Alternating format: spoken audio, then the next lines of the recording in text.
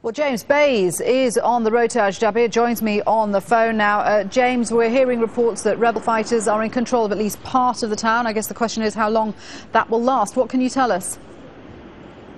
Well, I'm about 20 kilometres away from Ajdabiya, and I can tell you the rebel fighters I'm with are making bolder claims than that.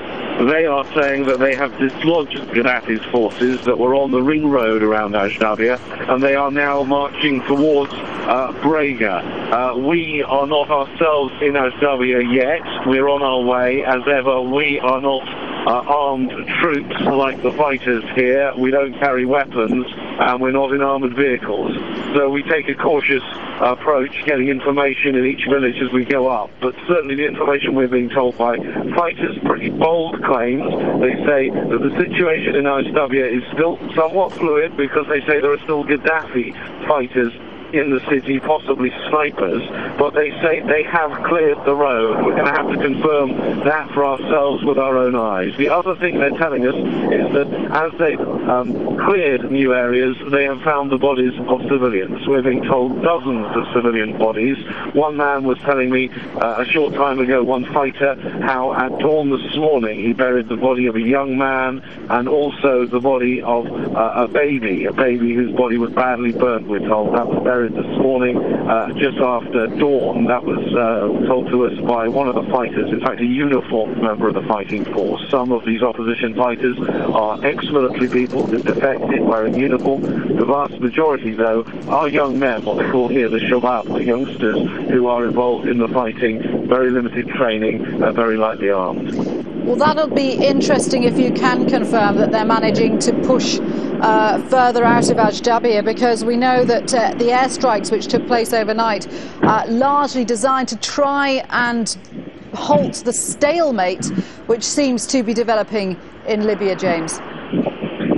Yes, well, this would be a pretty major development because it was 1 week ago that Gaddafi's forces were attacking Benghazi, on the edge of Benghazi, and as you remember, they were repelled from Benghazi, and then those airstrikes took place on the road out of Benghazi. Ever since that, for the last 6 days, as you say, we have had this stalemate with Gaddafi's forces around Ajdabiya, not moving, occasionally taking civilian vehicles into the city, but most of the time staying on the ring road.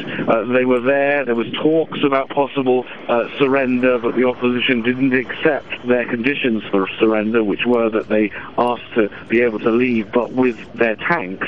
And the opposition fighters, although there'd been this talk of surrender, unable to remove those tanks from those positions because they were pretty well dug in. They had tanks and they had missiles. That situation appears to have changed. I have to say, there's a lot of people saying a lot of things here, and I'm not going to confirm it for certain until we see it with our own eyes. We're edging towards Ajdabiya. We're taking it carefully, as I say, because this is a volatile area.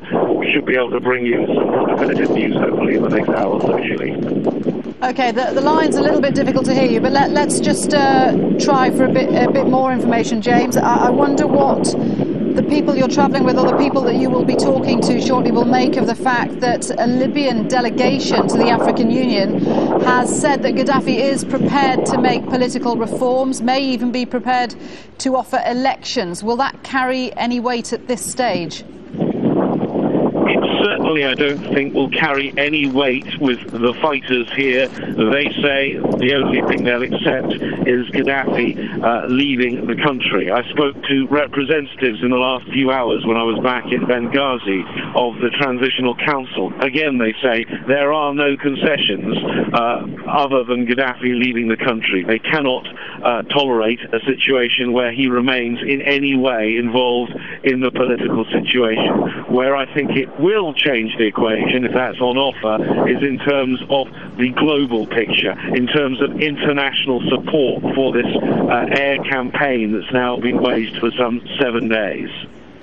Can we just return to the question of civilian casualties? You were saying that you were getting reports from rebel fighters that civilian bodies had been found in and around Ajdabiya. Of course, in Tripoli, Gaddafi's officials are claiming that there are also civilian casualties because of the airstrikes. What effect does that have on the morale and on the mood of rebel fighters? Well, I think it will be very important for us to try and ascertain how these civilian casualties came about. That is going to be difficult, because what I'm hearing from these rebel fighters, and if what they're telling me is correct, is that these bodies were buried at dawn this morning, about 4 hours ago. So it is going to be difficult to work out how they died if the bodies have already been buried and already in the ground. But the question will be, if these civilians died near those pro-Gaddafi forces in their tanks, did they die as a result of gunfire? Did they die as a result of bullets from the Gaddafi fighters? Or did they possibly die at the hands of the opposition? Or even more controversially, did they die in any airstrikes? And we know there were airstrikes near the Gaddafi positions, airstrikes that were ordered in and conducted by those international powers involved in this operation. We know there are Arab nations involved, but most of the airstrikes so far have been done by Western nations, the majority by the United States and the French. Yeah, a very difficult and emotive issue. James, for the moment, thanks very much indeed for that. That's James Bays, our correspondent, who is on the road heading towards Ajdabiya there.